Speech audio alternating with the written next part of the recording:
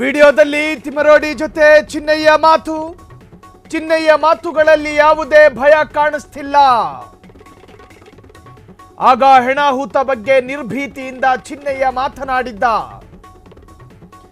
ಆದರೆ ಈಗ ಎಸ್ಐಟಿಯ ಮುಂದೆ ಚಿನ್ನಯ್ಯ ಉಲ್ಟಾ ಮಾತು. ಹಾಗಾದ್ರೆ ಈ ಉಲ್ಟಾ ಮಾತನಾಡೋದಕ್ಕೆ ಏನರ್ಥ, ಏನಿದರ ಅರ್ಥ ಎಂದು ಪ್ರಶ್ನೆ ಮಾಡಿದ ಹೋರಾಟಗಾರ ಮಟ್ಟಣ್ಣ.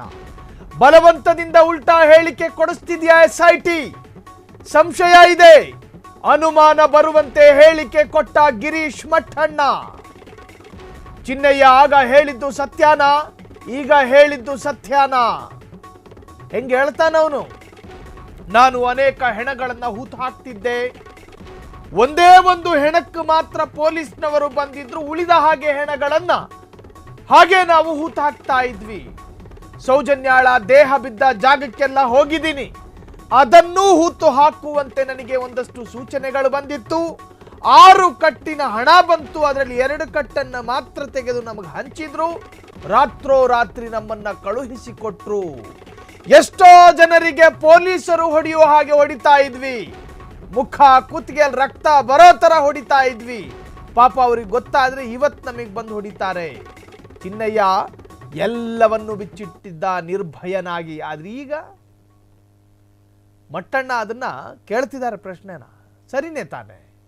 ಆಗ ಬಂದು ಹೇಳಿರುವ ಯಾವ ಮಾತುಗಳು ಈಗ ಯಾಕೆ ಚಿನ್ನಯ್ಯ ಮಾತನಾಡ್ತಾ ಇಲ್ಲ? ಸೌಜನ್ಯಾಳನ್ನು ಕೂಡ ನನಗೆ ಹೂತು ಹಾಕುವಂತೆ ಆದೇಶಗಳು ಬಂದಿತ್ತು ಅಂತ ಈತನೇ ಹೇಳಕೊಂಡಿದ್ದು ಇದೇ ನಾಲಿಗೆಯಲ್ಲಿ. ಸೊ ಈಗ ಎಸ್ಐಟಿ ಅಧಿಕಾರಿಗಳ ಮುಂದೆ ಬೇರೆ ತರಹದ ಹೇಳಿಕೆಗಳನ್ನು ಕೊಡ್ತಾ ಇದ್ದಾನೆ. ಹಾಗಾದ್ರೆ ಏನಿದರ ಮರ್ಮ? ಎಲ್ಲವೂ ವಿಡಿಯೋ ರೆಕಾರ್ಡ್ಗಳನ್ನ ಇಟ್ಕೊಂಡಿದ್ದಾರೆ. ಮಹೇಶ್ ಶೆಟ್ಟಿ ತಿಮರೋಡಿನೇನು ಮಂಗ ಅನ್ಕೊಂಡಿದ್ದೀರೇನು? ಎಲ್ಲ ದಾಖಲೆಗಳನ್ನ ಇಟ್ಟುಕೊಂಡಿದ್ದಾರೆ.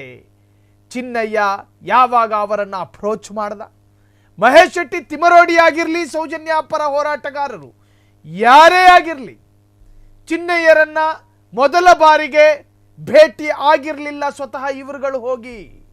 ಅದಕ್ಕೆ ಅವರು ದಾಖಲೆ ತೋರಿಸ್ತಾರೆ. ನಮಗೆ ಚಿನ್ನಯ್ಯ ಯಾರು ಅನ್ನೋದೇ ಗೊತ್ತಿರಲಿಲ್ಲ, ಚಿನ್ನಯ್ಯ ನಮ್ಮನ್ನ ಹುಡುಕಿಕೊಂಡು ಬಂದಿದ್ದ, ಅದಾದ ನಂತರವೇ ನಮಗೆ ಪರಿಚಯ ಆಗಿದ್ದು. ಪ್ರತಿಯೊಬ್ಬ ಹೋರಾಟಗಾರರ ಮೊಬೈಲ್ಗಳನ್ನು ಕೂಡ ಎಸ್ಐಟಿ ಅಧಿಕಾರಿಗಳು ಚೆಕ್ ಮಾಡಿದ್ದಾರೆ, ಪರಿಶೀಲನೆಯನ್ನ ಮಾಡಿದ್ದಾರೆ. ಗಿರೀಶ್ ಮಟ್ಟಣ್ಣನವರ ಫೋನಿಗೆ ಇದೇ ಚಿನ್ನಯ್ಯ 8 ಬಾರಿ ಕರೆ ಮಾಡಿದ್ದ. 8 ಇನ್ಕಮಿಂಗ್ ಕಾಲ್ ಬಂದಿತ್ತು, ಆದರೆ ಔಟ್ ಗೋಯಿಂಗ್ ಕಾಲ್ ಹೋಗಿರಲಿಲ್ಲ ಅನ್ನೋದು ಪೊಲೀಸರ ವಾದ. ಗಿರೀಶ್ ಮಟ್ಟಣ್ಣ ನಿನ್ನೆ ದಿನ ಮಾತನಾಡ್ತಾ ಹೇಳ್ತಾ ಇದ್ರು. ಸೊ ಸೌಜನ್ಯ ಪರ ಹೋರಾಟಗಾರರ ಎಲ್ಲ ಮೊಬೈಲ್ಗಳನ್ನು ವಶಕ್ಕೆ ಪಡೆದಿದ್ದ ಎಸ್ಐಟಿ ಚಿನ್ನಯ್ಯನಿಗೆ ಮೊದಲು ಯಾರು ಕರೆ ಮಾಡಿದ್ರು ಅನ್ನೋದ್ರ ಬಗ್ಗೆಯೂ ಪರಿಶೀಲನೆಯನ್ನ ಮಾಡಿದ್ರು. ಆದರೆ ಎಲ್ಲಿಯೂ ಚಿನ್ನಯ್ಯನಿಗೆ ಇವರು ಮಾಡಿರೋದು ಸಾಬೀತಾಗಿರಲಿಲ್ಲ. ಆದರೆ ಇನ್ಕಮಿಂಗ್ ಕಾಲ್ ಬರ್ತಾ ಇತ್ತು. ಚಿನ್ನಯ್ಯ ನಿರಂತರವಾಗಿ ಇವರ ಬೆನ್ನು ಬಿದ್ದಿದ್ದ. ನನಗೊಂದಷ್ಟು ಮಾತನಾಡೋದಿದೆ, ನನ್ನಲ್ಲೊಂದಷ್ಟು ದಾಖಲೆಗಳಿದ್ದಾವೆ, ನನಗೆ ಪಾಪಪ್ರಜ್ಞೆ ಕಾಡ್ತಾ ಇದೆ, ನಾನು ಮಾಡಿರುವ ಕೃತ್ಯಕ್ಕೆ ಪಶ್ಚಾತ್ತಾಪ ಪಡಲೇಬೇಕು, ನಾನು ಎಷ್ಟೋ ಹೆಣಗಳನ್ನು ಹೂತಿದ್ದೇನೆ, ಅದೆಷ್ಟೋ ಕೆಡಿಸಿ ಹೋದ ಹೆಣಗಳನ್ನು ಸುಟ್ಟಿದ್ದೇನೆ, ಸೌಜನ್ಯಾಳ ಹೆಣವನ್ನು ಕೂಡ ಸುಡೋದಕ್ಕೆ ಅಥವಾ ಹೂಳೋದಕ್ಕೆ ನನಗೆ ಆದೇಶ ಬಂದಿತ್ತು, ನನಗೆ ಪಾಪಪ್ರಜ್ಞೆ ಕಾಡ್ತಾ ಇದೆ, ನನಗೊಂದು ವೇದಿಕೆ ಕೊಡಿ ಅಂತ ಹೇಳಿ ಬೆನ್ನು ಬಿದ್ದಿದ್ದ. ಆ ಬೆನ್ನು ಬಿದ್ದ ಆರಂಭಿಕ ಕಾಲಘಟ್ಟದ ಒಂದು ಸಂದರ್ಶನ ಅದು. ಅರ್ಥಾತ್ ಇವರಿಬ್ಬರ ನಡುವಿನ ಸಂಭಾಷಣೆ. ಮಹೇಶ್ ಶೆಟ್ಟಿ ತಿಮರೋಡಿ ಮನೆಗೆ ಹೋಗಿ ಚಿನ್ನಯ್ಯ ಕೂತ್ಕೊಂಡು ಮಾತನಾಡ್ತಾ ಇರೋದು. ಚಿನ್ನಯ್ಯ ಮತ್ತು ಆತನ ಧರ್ಮ ಪತ್ನಿ, ಆತನೇ ಹೇಳ್ಕೊಂಡಿರೋದು, ಆತನ ಟೋನ್ ಅದು, ಆತನೇ ಮಾತನಾಡಿರೋದು. ಸೊ ನನಗೆ ಅನೇಕ ಶವಗಳ ಹೂಳೋದಕ್ಕೆ ಸೂಚನೆಗಳು ಬರ್ತಾ ಇತ್ತು ಅಂತ ಹೇಳಿ. ಆದರೆ ಈಗ ಮಾತ್ರ ಚಿನ್ನಯ್ಯ ಯೂ ಟರ್ನ್ ಹೊಡೆದಿದ್ದು ಯಾಕೆ ಅನ್ನೋದೇ ಪ್ರಶ್ನೆ.